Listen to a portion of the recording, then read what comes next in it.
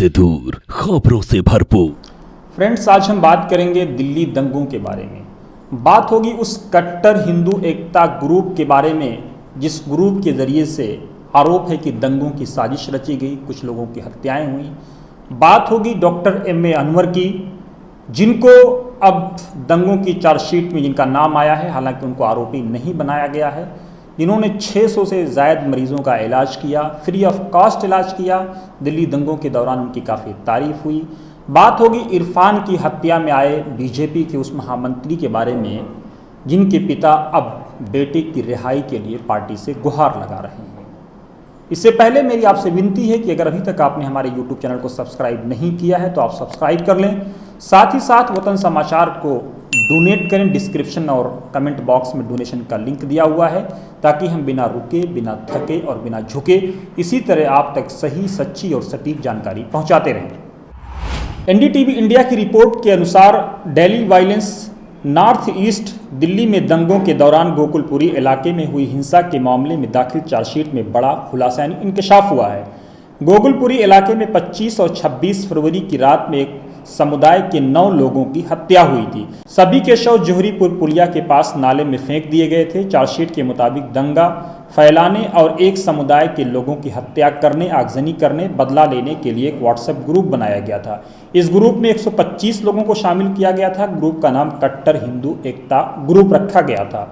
इन 9 हत्याओं के मामले में 9 आरोपी लोकेश सोलंकी, पंकज शर्मा, अंकित शर्मा, प्रिंस जितिन शर्मा, हिमांशु ठाकुर, विवेक पंचाल, ऋषभ चौधरी और सुमित चौधरी को गिरफ्तार किया गया। व्हाट्सएप ग्रुप 25 और 26 फरवरी को हुई हिंसा के एक दिन पहले यानी 24 फरवरी को बनाया गया था।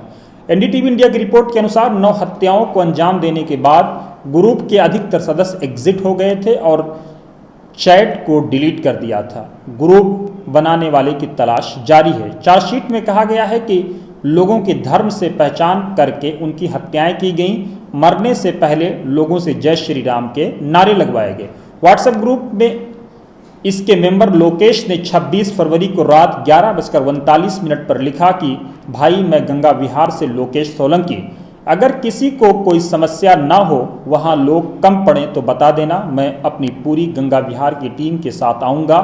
सारा सामान है हमारे पास, गोली, बंदूक, सब कुछ। फिर लोकेश ने रात 11:44 पर लिखा, तुम्हारे भाई ने अभी भागीरथ विहार में 2 मारे हैं और नाले में फेंका है। अपनी टीम के साथ विनय, तुम्हें पता है तुम्हारा भाई सबसे आगे रहता है ऐसे कामों में। इसके बाद लोकेश ने रात 12:15 पर ग्रुप में लिखा कि भाई, पूरी रात जागूंगा, कुछ भी हो तो याद कर लेना एक बार बस। ये काफ़ी अहम रिपोर्ट है NDTV इंडिया की, जिसको समझने, जिसको जानने और परखने की ज़रूरत है। अब इसके बाद एक जनसत्ता की रिपोर्ट है। जनसत्ता की रिपोर्ट इस माने में करके काफ़ी अहम है कि इरफान के मर्डर में बीजेपी के महामंत्री का नाम आ रहा है और उनके पिता पार्टी से अपने बेटे की रिहाई की गुहार लगा रहे हैं। उनके पिता का कहना है कि उनका बेटा दंगों के वक्त घर में मौजूद था। बड़ी बात यह है कि पिता भी बीजेपी से वाबस्ता रहे हैं। जनसत्ता की रिपोर्ट के अनुसार फरवरी में उत्तर पूर्वी दिल्ली में भड़के दंगे की चार्जशीट में इरफान की हत्या के आरोप में भाजपा के ब्रह्मपुरी मंडल के महामंत्री बृजमोहन शर्मा का नाम भी शामिल है। आरोपी भाजपा नेता बीते मार्च से ही पुलिस हिरासत में है। 23 जून को चार्जशीट दिल्ली की कड़कड़डोमा कोर्ट में चीफ मेट्रोपॉलिटन मजिस्ट्रेट पुरुषोत्तम पाठक के सामने पेश की गई है। चार्जशीट में कहा गया है कि बृजमोहन शर्मा करीब 1 दशक से राजनीति से जुड़ा हुआ है और स्थानीय लोगों के बीच नेताजी के नाम से जाना जाता है। बृजमोहन शर्मा 41 वर्ष को 28 मार्च को अपने पड़ोसी सनी सिंह 32 वर्ष के साथ इरफान की हत्या के आरोप में गिरफ्तार किया गया था। चार्जशीट में बताया गया है कि बृजमोहन ने हत्या की बात कबूल कर ली है। बृजमोहन के पिता हरीशचंद्र शर्मा भी पूर्व भाजपा नेता हैं और पार्टी की किसान मोर्चे के उपाध्यक्ष रह चुके हैं। बृजमोहन शर्मा के पिता का कहना है कि उसे फंसाया गया है। उन्होंने दावा किया कि दंगों से पहले 2 स्थानीय पुलिस वालों ने कंस्ट्रक्शन के काम की मंजूरी के लिए 2 परिवारों से पैसे की मांग की थी। इस पर मेरे बेटे ने उन्हें ऐसा करने से रोक दिया था। 1 माह बाद जब दंगे हुए तो उन्होंने मेरे बेटे के खिलाफ बयान दर्ज कर लिया। स्थानीय पुलिसकर्मियों ने हमारे राजनीतिक प्रतिद्वंदी के साथ मिलकर उसे फंसाया है, वो तो घटना के वक्त घर में मौजूद था। चार्जशीट के मुताबिक इरफान की मां कुरैशा ने बृजमोहन और सनी की पहचान की है। पुलिस का कहना है कि हमले के 2 अन्य आरोपियों को पकड़ने का प्रयास किया जा रहा है। कुरैशा ने बताया कि वो और उसका बेटा इरफान दूध और दवाइयां लेने के लिए घर से बाहर निकले थे। वो मेरे आगे चल रहा था, तभी कुछ लोगों ने उसे घेर कर पीटना शुरू कर दिया। आरोपियों ने राड और तलवार से उस पर हमला किया। चार्जशीट के अनुसार बृजमोहन ने अपने बयान में कहा है कि बीते कुछ दिनों से उत्तर पूर्वी दिल्ली में दंगे हो रहे थे, जिसमें मुस्लिम हिंदुओं को मार रहे थे। उन्होंने हिंदुओं के घरों में आग भी लगाई। मैं नाराज था और मौके के इंतज़ार में था। 26 फरवरी को मैंने सनी और कुछ अन्य लोगों के साथ इरफान पर हमला किया।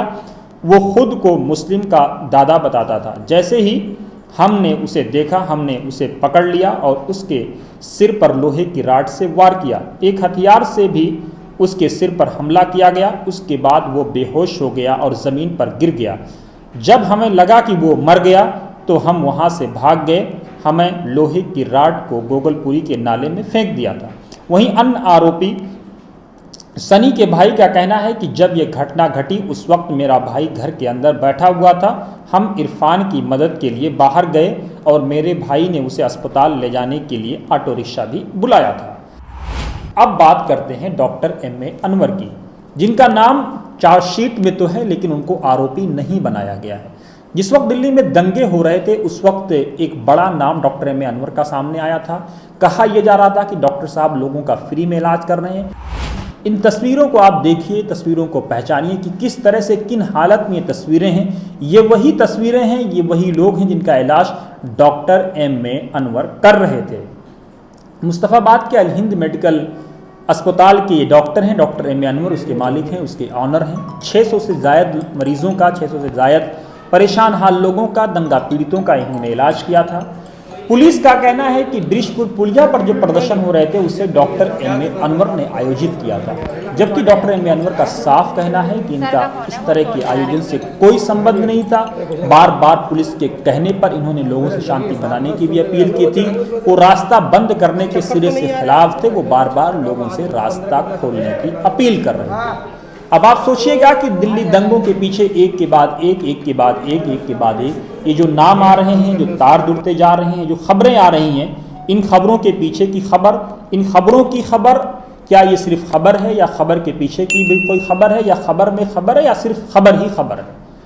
आपको हमारा एपिसोड कैसा लगा आप ज़रूर कमेंट बॉक्स में अपनी राय दें। इसको लाइक करना, शेयर करना और सब्सक्राइब करना ना भूलें, ताकि वतन समाचार इसी तरह से आपकी सेवा करता रहे। आप हमें डोनेट करें ताकि हम बिना रुके, बिना थके, बिना झुके आपकी खिदमत में सच्ची और सही और सटीक जानकारी पहुंचाते रहें। जय भारत, जय संविधान।